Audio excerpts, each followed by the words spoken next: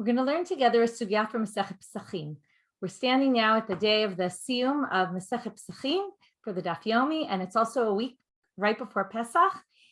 And we were very lucky that the end of the Daf Yomi coincided with the topics were all relevant to Seder night. So we're going to learn together a sugya from the Seder. It's on Daf Kuf Chet Amud Aleph in Pesahim, and it starts here with the words Isha Etzel Ba'ala. We're going to talk about reclining. We recline at the Seder, seems to be for one of two reasons. Either we want to symbolically remember the freedom that they have when they got out of Egypt, and therefore we recline as free people recline. We want to be eating like kings and eating a meal of a free person.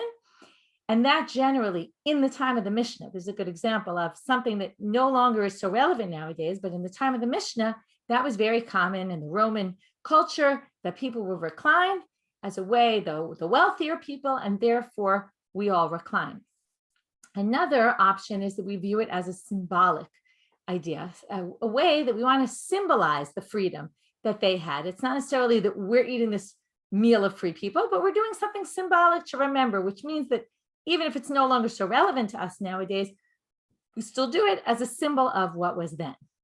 So starting to read in the sugya, Isha etzel ba'ala lo baya heseba. A woman by her husband, if she's in her husband's presence, doesn't need heseba. This word baya in Aramaic is a very important word.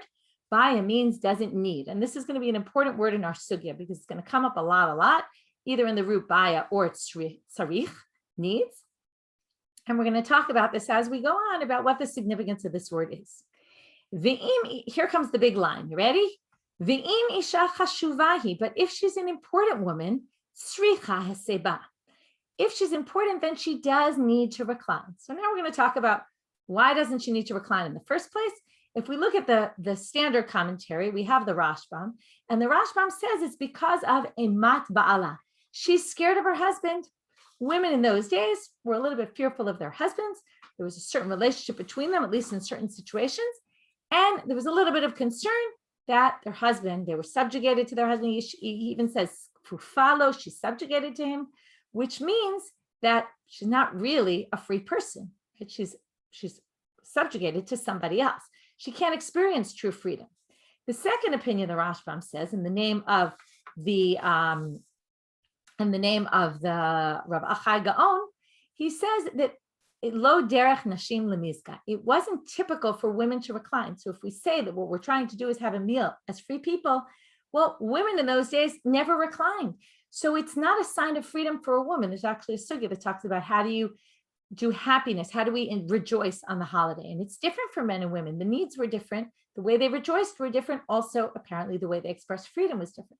So it's not a relevant issue for a woman. The big nafkamina, the difference, the halacha between the two, as the Rush points out, is that an almana or a grusha, a divorcee or a widow, would then not have a mat ba'ala, so she wouldn't have the fear of anyone else on her, which according to the first reading of the Rashbam, she would recline. According to the second reading, she actually wouldn't recline because no women reclined. What I want to point out here, though, there's a number of other interesting commentaries, and this is something that's typical. I'm using here the Koren edition of the Talmud Bavli, the Noe edition, the Koren Talmud Bavli, which is by the commentary of Rav Steinsaltz, and it says here, one of the things I like about it is they specifically pick up particularly on issues that are women sensitive or otherwise more coming with a more modern eye. There's more of a perspective on those kind of issues. So the notes section is a great section here. And that section really deals with the concept of, it deals with all sorts of extra notes and commentaries that you might not see otherwise that would be of interest. So here, when it comes to Isha Chashuvah, they bring a number of commentaries here. Some commentaries explain that women are not entirely free as they are usually busy with housework. Interesting, right? We all think about ourselves. Erev Pesach, what's the biggest thing on your mind? All the housework and the cleaning and the cooking and the changing everything over and the Seder serving, right? How can you feel like free people when you're serving all those people at your table? So therefore, he says, consequently, they do not engage in overt demonstrations of freedom because they're not really feeling free. Only an important woman, and now we get to what's the idea of an important woman. So according to the Rashbam, if she's subservient to her husband, then maybe Isha Chashuva is a woman who's not subservient to her husband. Or if it's because they don't generally recline, then maybe important women like the daughter of the king or someone of prominence like Yalta, who comes up in the Gemara. If you remember, there's some interesting stories with her. She's the daughter of the exilarch and a very respectable woman. She might have been her typical manner, yes, to recline. But here, it's going to be very different when an important woman is. So this is a quote, by the way, from the Nimukei Yosef, who says only an important woman who is not involved with housework is obligated to recline. So there you have it, that someone who has, and then they even quote someone at the end of the commentary, the note here, that several authorities assert the important woman may recline because she has maids who perform all her housework on her behalf. So if you have someone doing the housework and that's not your issue, well then yeah, go ahead and recline because you do feel free. And the freedom, the feeling of freedom has to come with some real sense of freedom, which shows, by the way, according to this, it's not necessarily symbolic. Because if it's symbolic, even if you don't really feel free, at least you can do a symbolic act. The other interesting note here in the Koren Talmud is others say that most women generally don't recline, and therefore reclining is not an expression of freedom from them. So that's the other commentary that we saw before. Now, I want to get to some halacha l'maaseh, and this also is very interesting because there's a halacha section in the Koren Talmud, and here they quote a very basic halacha from the Shulchan Aruch, which is an important woman must recline. That's very simple. The Gemara says it very simply, that an important woman must recline. We saw that in the Gemara, but now they're quoting based on the Ramah, which is the footnotes in the Shulchan Aruch. The Shulchan Aruch actually says that women do not need to recline unless she's important. But now, today, all women are considered important. So he quotes the Ramah as saying, all women are considered important nowadays, which is a great line, right? We can identify with that, right? We're now no longer women of the time of the Talmud that were subjugated to their husbands or that didn't normally recline. No, we're like everybody else. The problem is what? If you look in the words of the Ramah, okay, which is what's quoted here in the Koren, it says, I'm going to read you the words in Hebrew first. So, achlo nahagu lahasef, big word, but they don't customarily recline. Women no longer recline. Now, what does this mean? This is one of these words that you read, lo nahagu. As soon as you know that what's happening is the Ramah is looking around. He knows that women are supposed to recline, but he looks around and he says, but nobody does this. So how can I possibly explain it? Now, what do we do when we get into a situation like that? So the Ramah tries to look back and tries to figure out where this comes from. And this is what the footnote here says in the halacha section, and it's based on the Ramah. However, women do not customarily recline based on the opinion of the Ravya. Now, what's the Ravya? The Ravya said that nowadays nobody reclines. He was living, by the way, in the 1200s in Germany. He says nowadays no one reclines because that's not a sign of freedom. Now, the fact is people still do recline, but the Ravya, what the Ramah says is, well, let's take the Ravya, let's connect it to the women. The women are supposed to recline. However, we see they're not. Well, it may be they're relying on the Ravya, and all of a sudden the women became Talmidot Chachamot, that they knew this opinion of the Ravya, and they know that and based on that, they don't recline because they say reclining isn't relevant. Now, it's a very difficult answer because what about the men then? Why are the men reclining if there's really no reason to recline? So it's a bit of a question how this exactly works.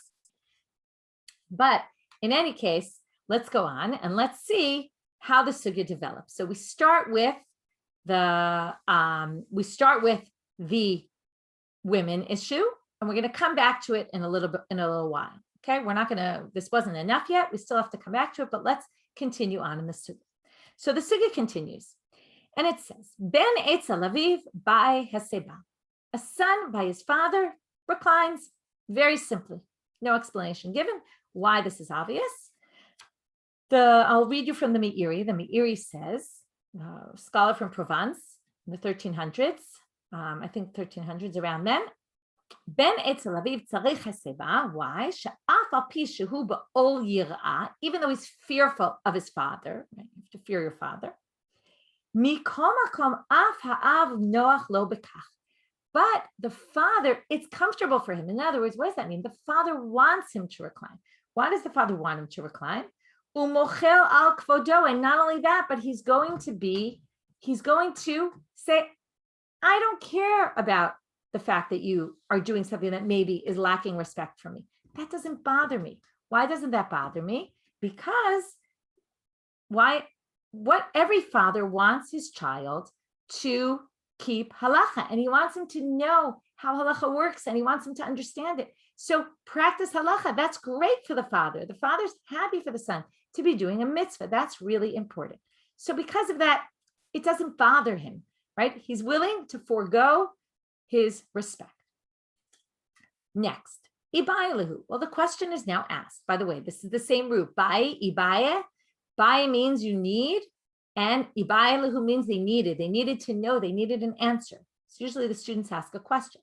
Talmid etzel rabo mahu. What about a student by his father, his teacher, his Rav?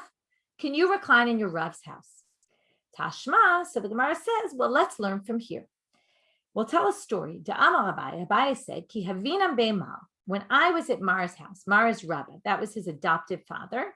Abaye lost his parents when he was born. When I was at Rabba's house, Zaginan abirke dahadadi. We didn't have space for everybody to recline on their own, so we all reclined on our friends' knees, okay? One on the other. They didn't have couches for everybody, so they all just reclined on their friends. Ki atinan lebei Rav Yosef. But when I came to Rav Yosef's house, Amarlan, he said to us, Lo tzrachitu, you don't need to. Mora rabcha kemora shamayim. The fear of your rabbi is like the fear of God. What does this mean? Well, this seems to indicate that our fear of your rabbi is like the fear of God, meaning it's disrespectful to do this in front of your rabbi. Now, there's a debate about what exactly happened here. Did Rabbi say, I don't care, it's okay?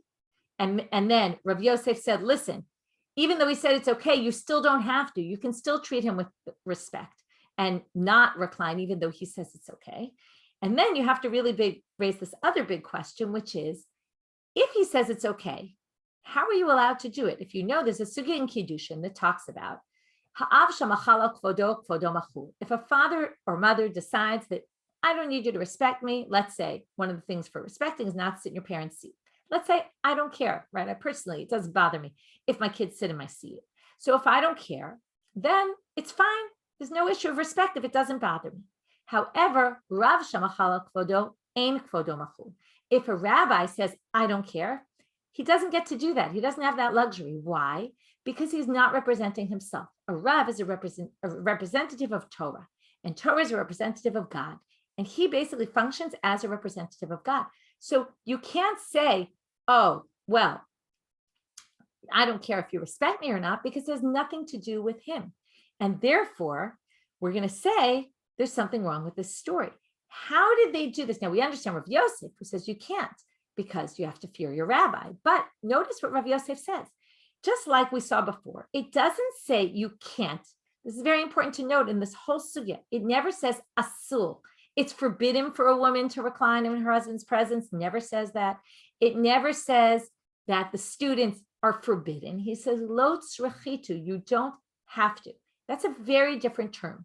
Okay, this is where you do careful textual reading and say, there's something that's not clear here, right? Or I'm sorry, it's the opposite. You have to say, there's something that's very clear.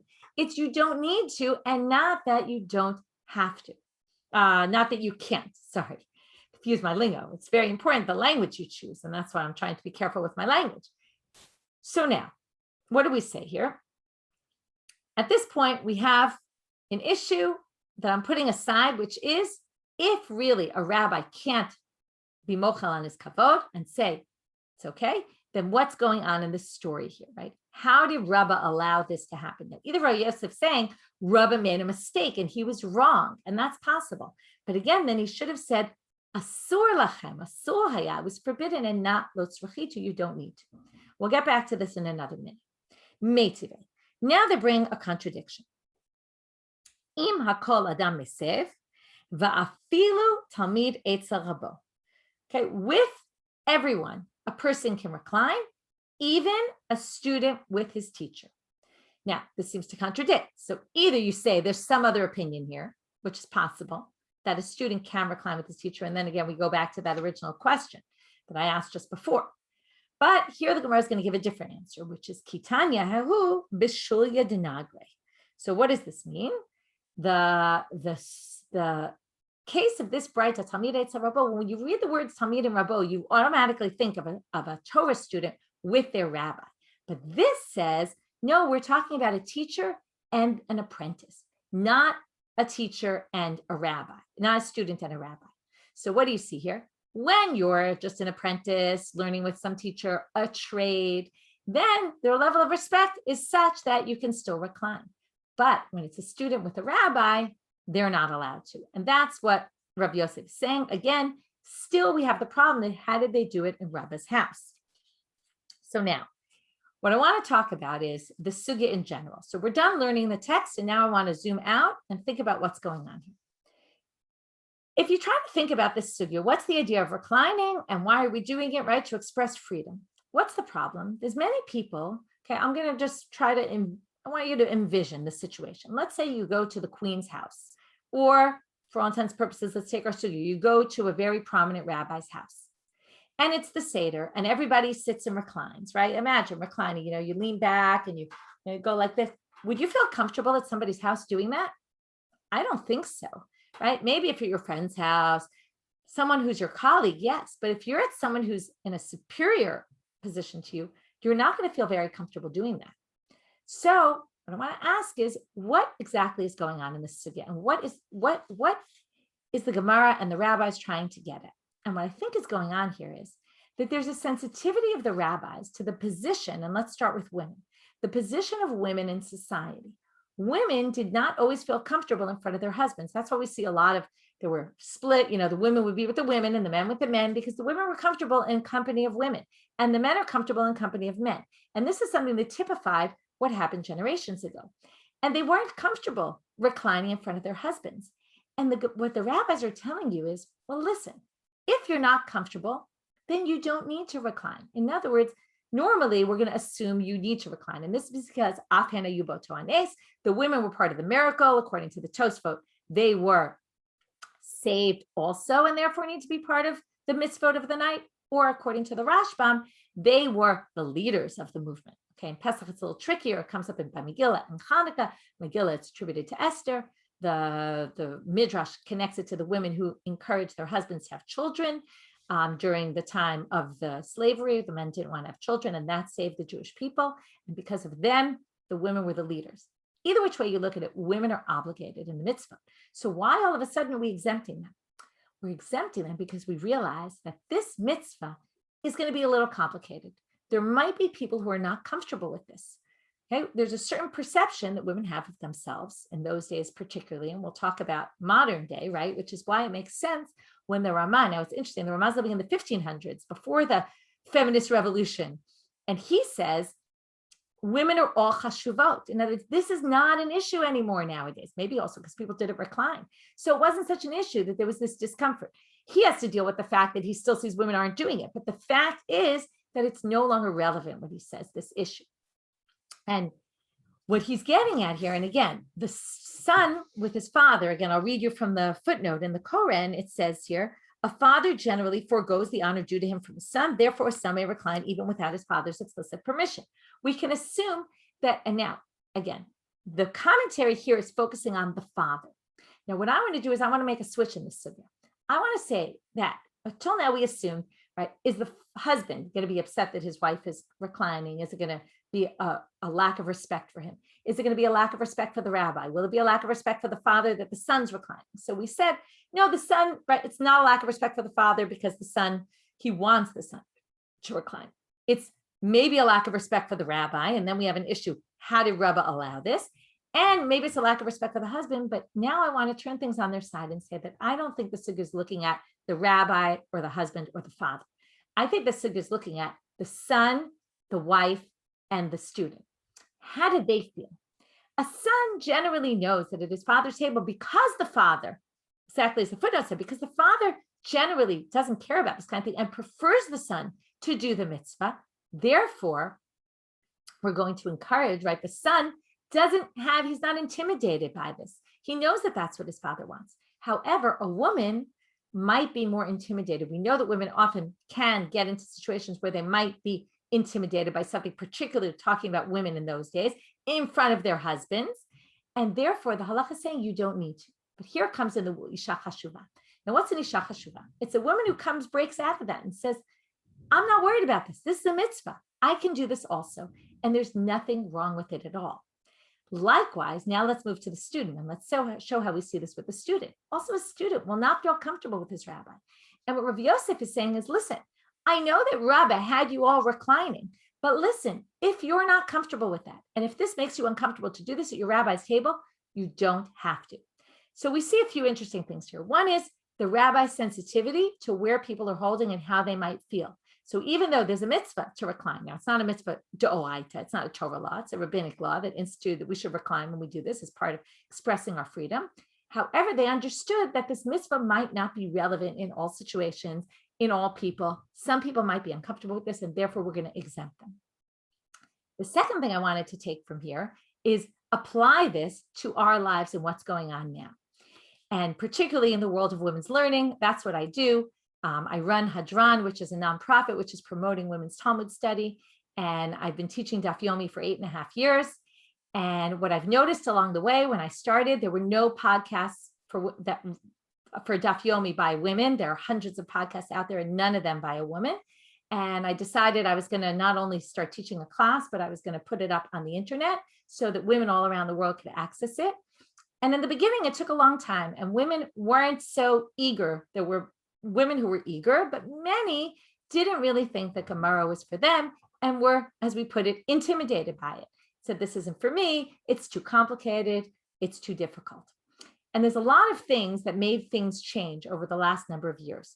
One of them is the creation of Rav Steinsaltz's operation of translating the Talmud, number one, first into simpler Hebrew, which was done many years ago, but now in English, having this current edition, which is number one, beautifully laid out, very easy to read, not intimidating at all, and easy to understand, also now accessible without the footnotes on the side and the extras, but the basic translation accessible on the internet for anybody to access. In fact, on our website, we have an integration with Sefaria to the English Koran text, the Noe edition. And it's an amazing, amazing thing because it takes a text that doesn't have punctuation, that's very complicated words, and makes it accessible to the average reader. And many women come without background and are intimidated because they weren't lucky enough to go to schools that thought that women should be learning Gemara, and therefore never had exposure to it and are harder to get into it. And one of the things when we did the Siyum HaShas, it was to try to change this perspective of women thinking of themselves when it comes to the world of Torah as not chashuvot, and showing that women are chashuvot in this world. Women are important. Women have a place. There's women scholars in this field. There's women who you should be listening to, learning from. There's fabulous women scholars out there, and there's where to go if you want to grow within this world as a woman. There's women who are doing this. There's women, and one of the amazing moments of the Siyum was when all the women who have finished the Shas stood up and said the Hadran Alachs and the words of the Siyum. And people looked around them and said, wow, this woman and that woman and that woman, and they look just like me, and I could do this also. And part of it was this idea that the Talmud can be accessible and relevant to all women. It's not a book that was written so long ago and is only relevant to people who live then. Yes, it's true, things change. Perception of women change. That's one of the things we just saw in our sugya. But the messages that come out of the Gemara, almost every day there's relevant messages that come out of every daf. And what happened after the Siyum HaShas was that thousands of women who had never studied Talmud before now started learning Talmud. And it's opened up this amazing world, and it's created a buzz about women learning Gemara and accessing these books and delving into them and coming up with their own perspectives, their own commentaries on how to read these dapim and how to read these sugiyot. And it's changed the map, and it's going to change more and more and more over time. So I invite you, if you haven't yet started learning Gemara, now is the time. One of the things we did at Hadran also this year, we just finished last night, I just finished a 10-week course in teaching basic skills. All of our materials are available on our website at hadran.org.il. Everything's there. The course is there. The daily Daf Yomi Shurim, you can access it anytime you want. It's super, super accessible, following in the tradition of Rav Steinsaltz that the Gemara should be available to every person who wants to access it. So I invite you into this world. I invite you to enjoy the learning, and Chag Kasher V'Sameach to everybody, and enjoy reclining at your Seder. Chag Sameach.